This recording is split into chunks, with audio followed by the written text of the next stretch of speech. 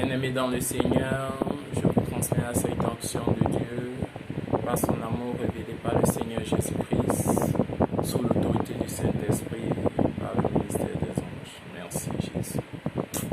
Père, je viens encore te bénir en cette matinée. Je viens encore, Seigneur, te rendre la multiple action de grâce. Je viens encore honorer ta sainte présence, Seigneur Dieu de grâce, Papa, en ce jour, en ce moment, en cette circonstance. Je viens encore honorer ce que tu es par cette vidéo, afin que, Seigneur Dieu de gloire, tu témoignes encore dans ta grâce, dans ta faveur. Laisse que, Papa, je m'efface et qu'au travers de ma bouche, de mon corps, tu touches quelqu'un. Laisse, mon Dieu, que je m'efface, Seigneur, je diminue, mais que ton esprit s'accroisse, afin que ce ne soit pas moi, mais toi qui te glorifie au travers, Seigneur Dieu de gloire, de ton enseignement, de ton message. Que mon intellect et tout ce qui est de moi te laisse la place pour que ton esprit m'utilise selon son bon vouloir dans le nom extraordinaire du Seigneur Jésus-Christ de Nazareth, mon Seigneur, mon Sauveur. Amen. Je viens encore réitérer ma salutation en cette journée. Nous sommes en train de passer un moment d'enseignement dans lequel Dieu veut bénir la vie de quelqu'un en cette année, dans lequel Dieu veut ramener la vie de quelqu'un à une autre dimension. J'ai dit dans mes anciens enseignements et vidéos que Dieu a une façon de faire, mais pour que tu bénéficies de tout ce qui est de Dieu, pour que tu bénéficies de tout ce que Dieu amène, il faut que tu sois en écho, en résonance avec lui. Et pour être en résonance avec lui, il faut que son esprit trouve écho en toi. Est-ce que quelqu'un est avec moi?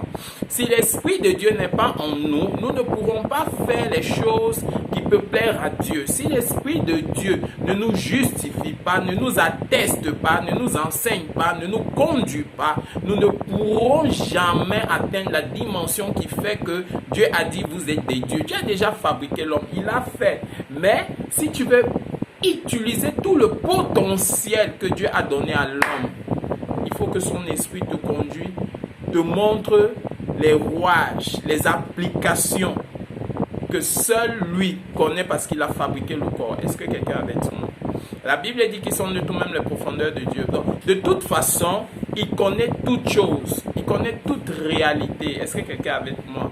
Nous sommes encore en train d'aller un peu plus loin dans cette profondeur, dans cette intimité avec Dieu.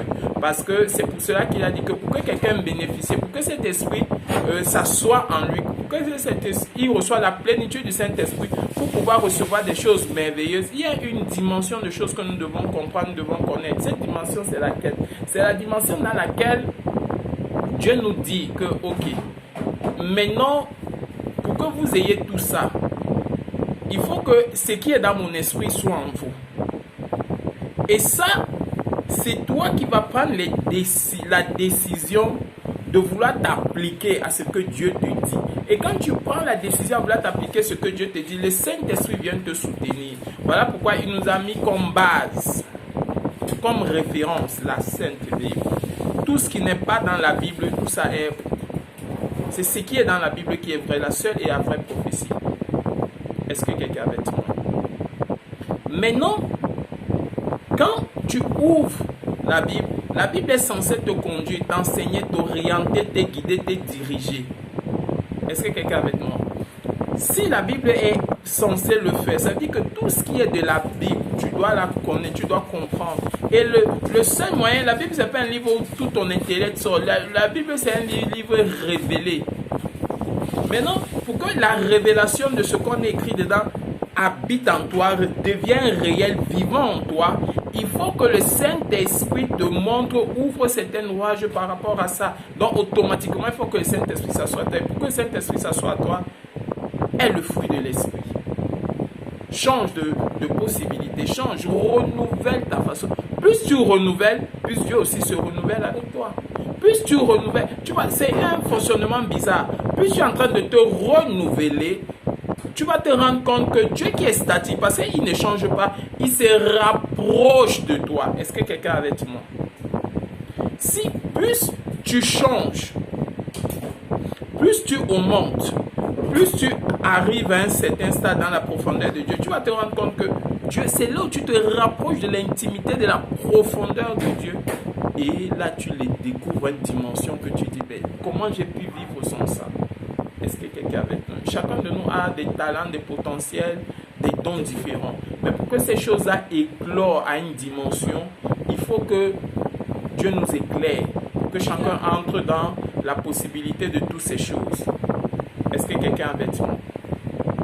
C'est pour cela qu'en cette journée, je veux continuer dans la même lancée sur la prophétie qui a ainsi dit l'Éternel en 2021, année de renouvellement et de merveille. Maintenant, nous sommes en train de parler sur le renouvellement. Nous avons parlé de la valorisation, l'intimité et la profondeur. Nous allons encore entrer plus dans la profondeur pour parler encore de la part de Dieu. Et nous allons toujours rester dans notre verset parce que nous avons pris le livre de Romains 12, 2 et dans ça, Dieu nous a conduit dans Galates 5, 22. Et c'est sur ça que nous sommes en train de développer pour manger tout le fruit de l'esprit. Pour que tout le fruit de l'esprit soit complet, nous sommes en train de toucher les différents points. Et dans ces différents points du fruit de l'esprit que nous avons déjà bien avancé, je crois, nous sommes dans le dernier point du fruit de l'esprit. Galates 5, 22 dit, mais le fruit de l'esprit, c'est l'amour, la joie, la paix, la patience, la bonté, la bénignité, la fidélité, la douceur, la tempérance. Nous avons déjà parlé de l'amour, de la joie, de la paix. Nous avons aussi parlé de la patience, la bonté, la bénignité. Aujourd'hui, nous allons parler, si Dieu le permet, de la fidélité, la douceur, la tempérance. Et sans oublier que nous ne parlons pas de nous-mêmes, c'est Dieu qui nous ouvre les différents pans de ce que lui, il entend dans tout ce que nous sommes en train de dire, en train de faire. Papa, je viens soumettre tout esprit contraire, je viens soumettre toute chose contraire, je viens ordonner, Seigneur Dieu de grâce, que ce qui n'est pas de toi soit soumis en ce moment. Je viens prendre autorité sur tout esprit de territoire, dans le nom extraordinaire de Jésus. Seigneur, touche et transforme la vie de quelqu'un. Laisse que quelqu'un soit éclairé, afin que le nom de Dieu, Seigneur, soit glorifié au nom de Jésus. Maintenant, nous allons parler de la fidélité, la douceur et la tempérance. Maintenant, je vais commencer par la fidélité. Et pour agrémenter ça, je vais utiliser la vie de certaines personnes dans la Bible. Maintenant, parlons de la fidélité, c'est quoi? Selon le thème français, la fidélité, c'est un attachement à ses devoirs. Bon, la fidélité, c'est là où on dit il faut être loyal, il faut être fidèle. Si tu n'es pas fidèle, Dieu ne sera pas fidèle avec toi. Si tu ne fais pas ceci, ça montre ta déloyauté, ça montre ton infidélité. Si tu n'es pas fidèle à X, si tu n'es pas fidèle, tout ça là est rentré. Maintenant, nous devons savoir la fidélité, c'est quoi? Un attachement à mes devoirs, c'est vrai. Une responsabilité, un attachement, une façon d'être. Mais on est fidèle en réalité à quoi et à qui? C'est ça qui est important. Je ne me lasserai jamais de le dire. On est fidèle à ses devoirs. On a un attachement. La fidélité, c'est un attachement à ses devoirs. C'est même être loyal entre guillemets. C'est un attachement à ses devoirs. Je suis d'accord. Mais non, on est fidèle à quoi et à qui? Parce que si on est fidèle à un homme, et quand l'homme là te montre son infidélité, tu vas te détourner. Tu peux être esclave de ton maître. Tu es fidèle à lui. Tu es fidèle dans l'instant où tu es esclave de lui. Dès l'instant où on te donne ta liberté, c'est là où tu vas te rendre compte que est-ce que j'étais vraiment fidèle? C'est ça qui est important. Souvent, nous sommes fidèles à cause de quelque chose qu'on réclame, qu'on veut. Alors à cause de ça, nous restons fidèles. En fait, nous avons l'apparence de la fidélité qui s'appelle en réalité l'hypocrisie. Nous sommes hypocrites.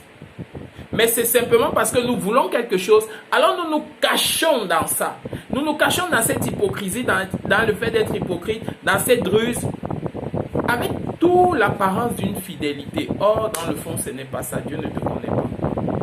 Mais par contre, si nous commençons à réfléchir sur le fond même de la fidélité selon la Bible, alors nous allons comprendre que même si l'homme change, même si les situations arrivent, nous allons rester fidèles. Mais nous allons être fidèles à quoi? Nous allons être fidèles à Dieu, c'est vrai. Mais en réalité, nous allons être fidèles aux principes que Dieu a libérés. Et si tu obéis à Dieu, tu vas obéir à ses principes. Et ces principes vont te montrer la route à conduire. Et cette route va faire en sorte que tu seras attaché à ça. Et quand tu seras attaché à ça, les circonstances ne te feront pas, tu changes. Écoutez, pour parler de la fidélité, j'ai regardé dans la vie de Genèse 46, 1, sur la vie de Isaac. Nous connaissons bien Isaac. Je vais le lire pour qu'on se retrouve.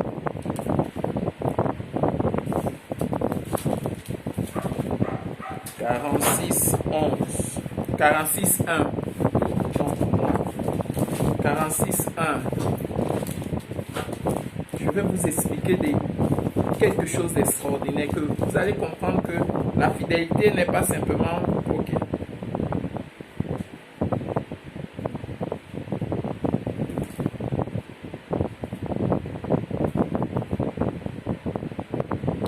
Israël partit avec tout ce qui lui appartenait et arrivait à Beersheba. Et il offrit des sacrifices au Dieu de son père Isaac. Est-ce que quelqu'un a avec nous? Israël, qui est Jacob, partit de tout ce qui lui appartenait. Il arriva à Beersheba. Il offrit des sacrifices au Dieu de son père Isaac. Allons aussi dans 2 Chroniques 20. 2 Chroniques 20 au verset 32.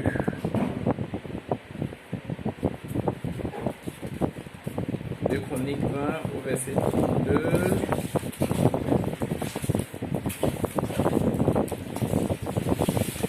Non, 2 Chroniques 20 au verset 32. 2 Chroniques 20 au verset 32 nous dit ceci.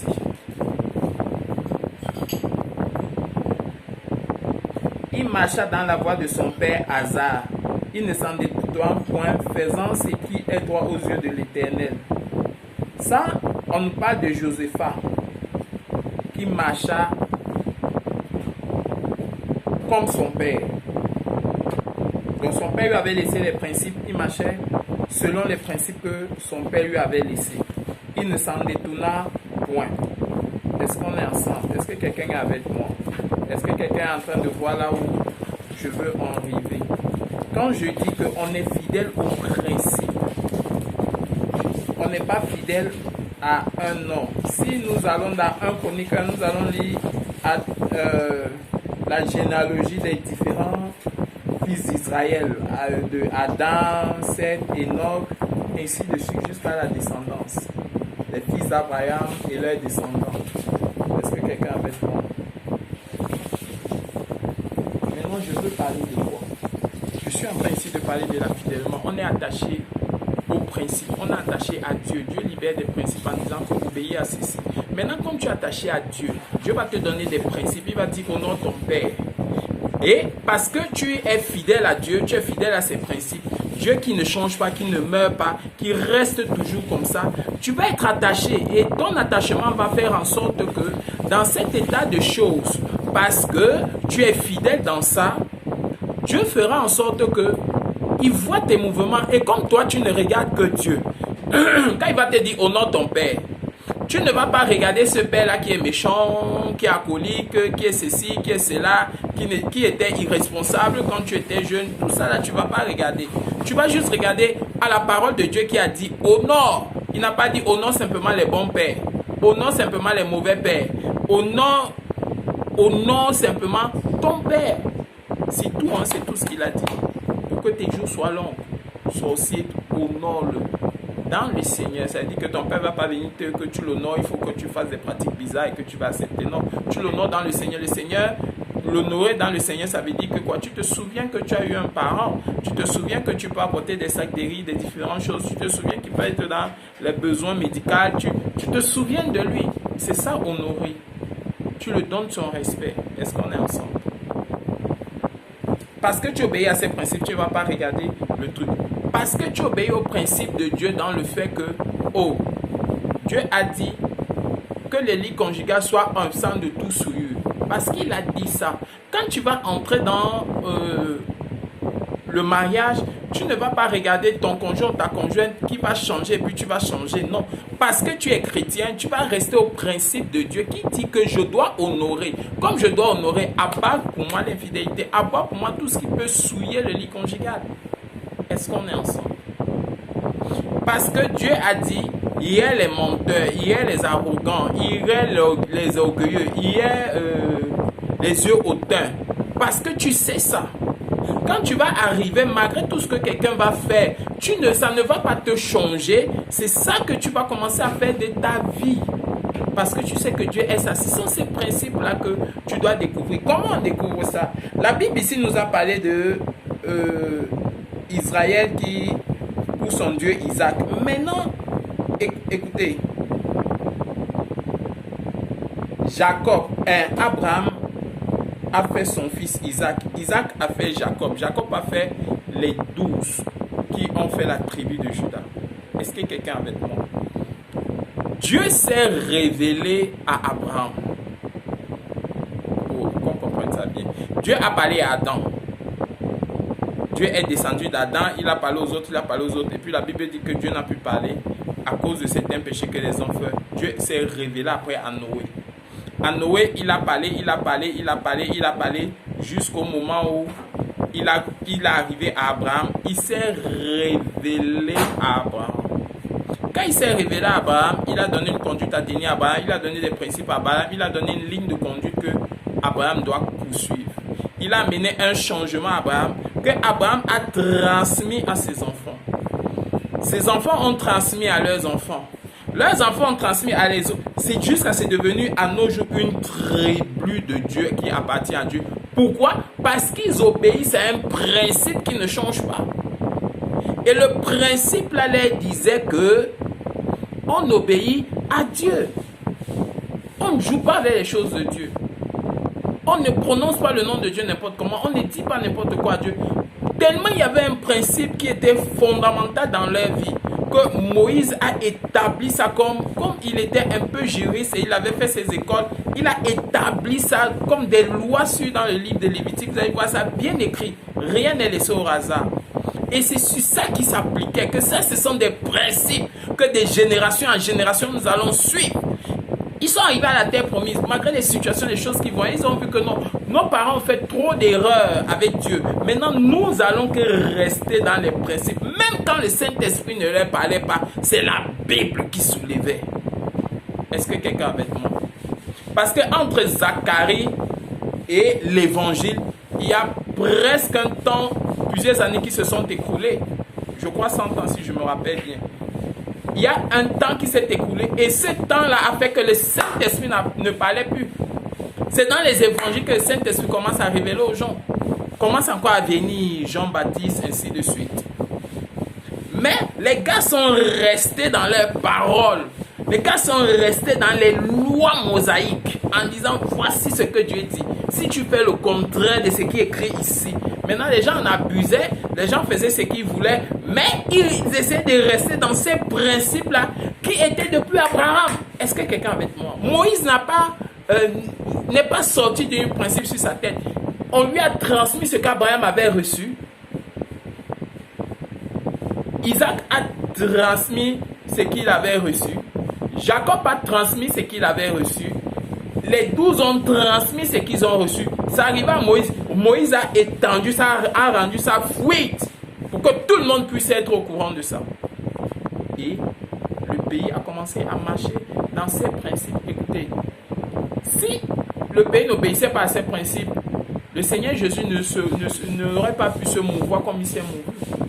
à l'époque de Jésus, il y avait d'autres nations qui étaient de l'autre côté, qui ne croyaient pas en ce Dieu-là, qui n'obéissaient pas à ces principes. Ils avaient leur façon de croire sur la fidélité, ils avaient leur façon de croire sur la loyauté, ils avaient une façon de croire sur telle ou sur telle chose. Mais les autres obéissaient à un seul principe, à une seule fidélité à Dieu. Et est-ce que quelqu'un est avec moi? C'est à cause de ça qu'ils n'ont jamais osé toucher Jésus n'importe comment. Il fallait qu'il le trouve dans un défaut. Parce que quand il est venu, il a commencé à agir comme un prophète. Alors eux-mêmes disaient que, comme dans leur loi, tu ne touches pas un oint de Dieu. Alors ils n'osaient pas le toucher. Écoutez, pourquoi ils ont utilisé des ruses? C'est pas parce que les Romains disaient que, oh, pour tuer quelqu'un, il faut X, il faut Y. Non, c'est aussi parce que les lois disaient qu'on ne touche pas quelqu'un qui annonce la chose de Dieu. C'était un de leurs lois. Mais pour le toucher, il fallait que on se rend compte qu'il est loin de Dieu et des miracles, des choses opéraient qu'on était obligé de dire que certainement c'est Dieu qui opère par lui. Donc de ce fait, on n'osait pas juste à ce qu'on prouve que ce n'est pas Dieu. Alors on est fidèle à des principes. Et ce sont ces principes qui vont faire en sorte que tu n'en détournes pas. Est-ce que quelqu'un a compris? Si tu es fidèle à des principes, tu ne regarderas pas ton frère, tu ne regarderas pas ta soeur autrement parce que tu sais que Dieu t'a dit que celui qui haït son prochain mérite la mort, mais d'aller en enfer. Ceux qui pensent mal. Donc quand tu connais déjà ces principes de Dieu, les circonstances ne te changent pas, ne te rendent pas fidèle ou infidèle. Tu vas arriver dans un ministère, tu sais que Dieu te demande d'être soumis à un leadership. Les principes de Dieu ne te diront pas que moi je crois que Dieu me parle si Dieu te parle. Mais c'est juste ces principes qui feront en sorte que tu vas t'attacher à un principe de Dieu qui dit que je suis soumis au leader de la place et je reste dans mon coin. Je suis pasteur de mon état. J'arrive dans l'église d'une autre personne. Je me soumets à la hiérarchie que j'ai trouvée. Je ne montre pas que je suis plus grand, plus fort. Non, ça ne me sert à rien. Parce que Dieu me demande d'être soumis. Dieu me demande d'être obéissant. Dieu me demande d'avoir un cœur libéral. Dieu me demande de pardonner. Dieu me demande de concevoir une vie d'amour, une vie de simplicité. Et si je conçois ça, ce n'est pas les gens, ce n'est pas les trucs qui vont me faire changer. Mais c'est les principes de Dieu là que je m'assois. La justice, l'équilibre de Dieu que je m'assois. Et c'est sur ces principes que je commence à marcher. Est-ce que quelqu'un est avec moi? Dieu nous a parlé de la douceur. La qualité de ce qui est doux. Les paroles aimables, la galanterie. Beaucoup de personnes sont impolies. Et ils sont impolis, ils ne se rendent même pas compte, ils s'en foutent. Tu sors d'une famille, tout le monde a été impoli. Malbouche, c'est toi qui connais. Tu insultes et tu parles mal n'importe comment. Même à l'école, on nous dit que non, on ne parle pas comme ça.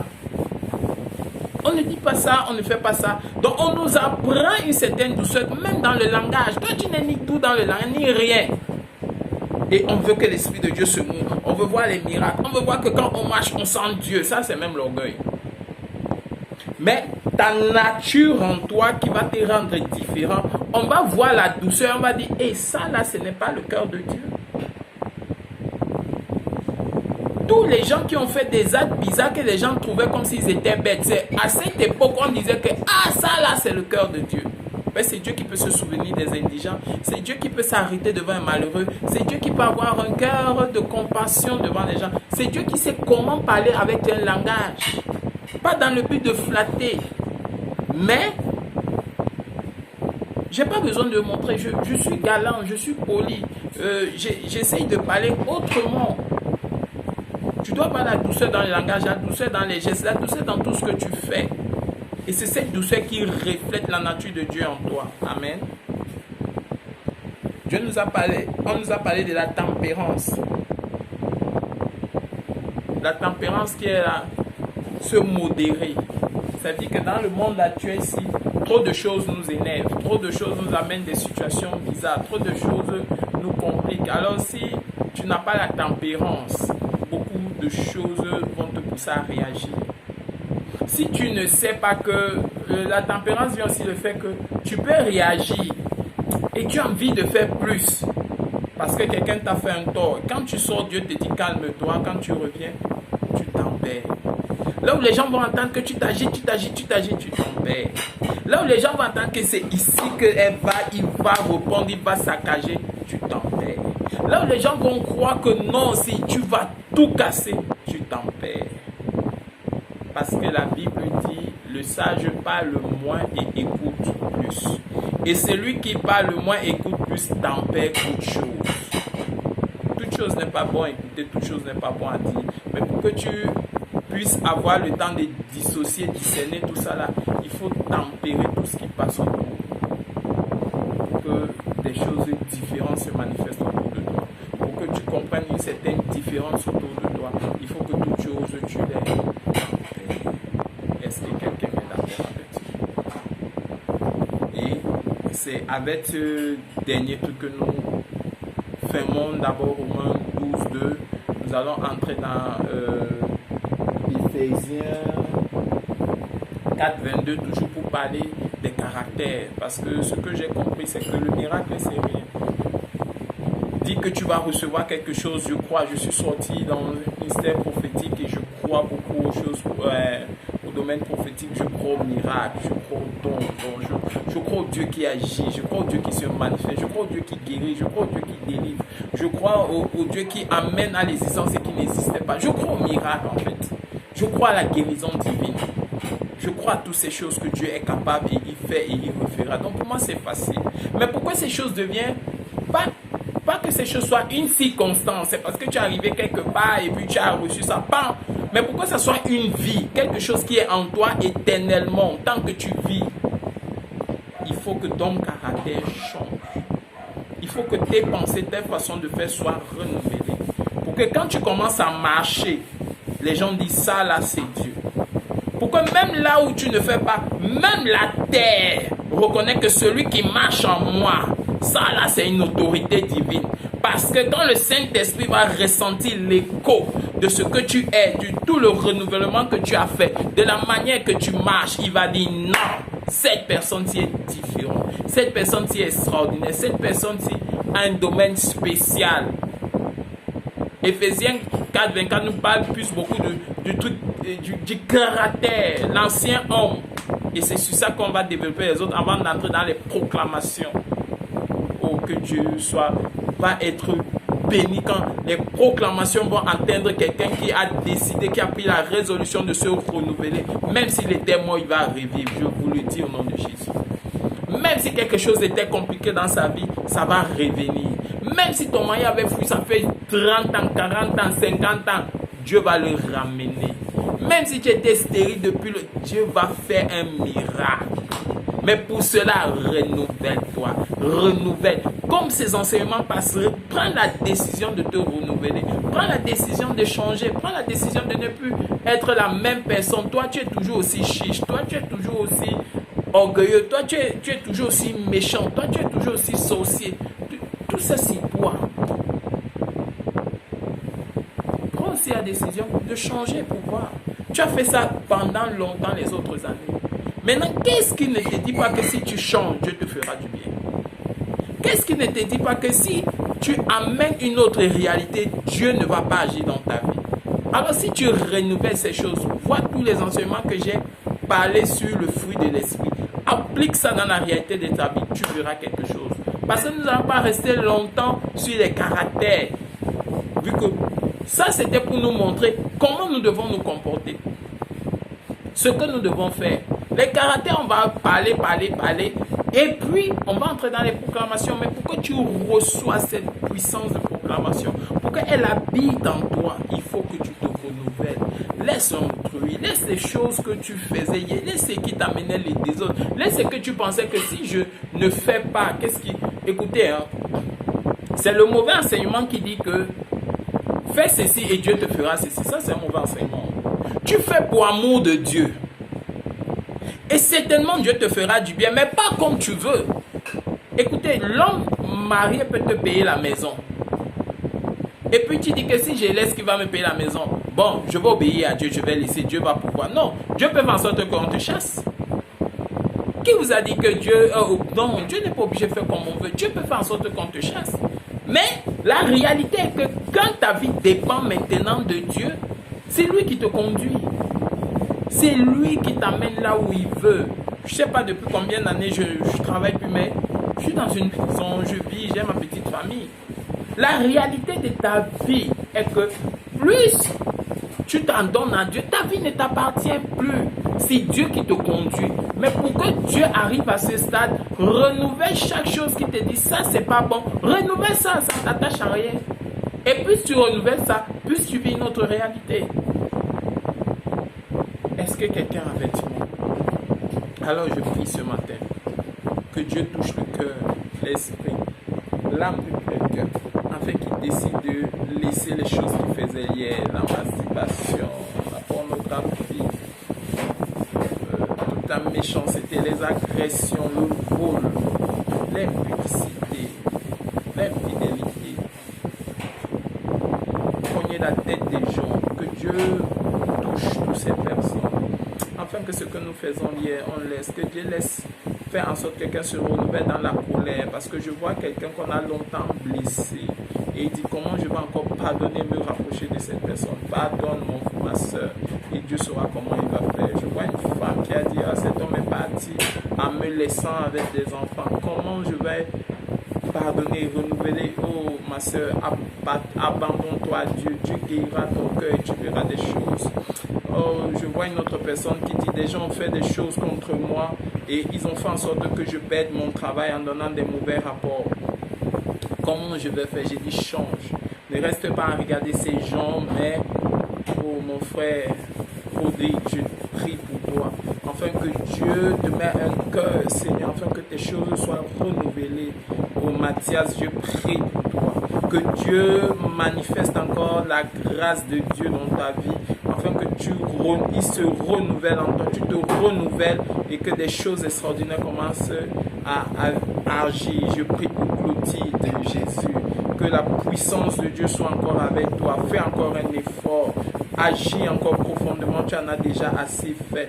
Je prie pour Martine. Oh, je vois la puissance de Dieu qui va opérer. N'abandonne pas, tu as déjà fait beaucoup de choses, mais attache-toi encore et Dieu fera des choses spéciales avec toi. Oh, le Dieu qui est là, nous avons dit que la patience est juste à ce qu'on reçoit les choses. Oh, je prie pour Marguerite. Oh, ton homme n'est pas parti. Oh, Jésus. Dieu fera des choses extraordinaires. Attache-toi encore. Sois fidèle à ses principes. Je prie pour Josiane. Oh, je vois comment les hommes t'ont maltraité. À l'église, tu as été découragé. Mais laisse-moi te dire, accepte encore si Jésus. Il est parfait. C'est lui qui guérit les cœurs brisés. Le roseau cassé, il ne le brise pas. Il le remet en place. Agis encore conformément. Sois encore fidèle dans tes choses et Dieu fera encore des choses extraordinaires. Oh, merci Jésus. Merci Jésus. Merci Jésus. Merci Jésus. Merci Jésus. Oh Cécile, je prie encore pour toi. Oh, le Dieu souverain va se manifester d'une manière extraordinaire. Il te touchera encore d'une manière spéciale. Au nom de Jésus-Christ de Nazareth, Père, j'ai prié. Amen. Soyez tous bénis.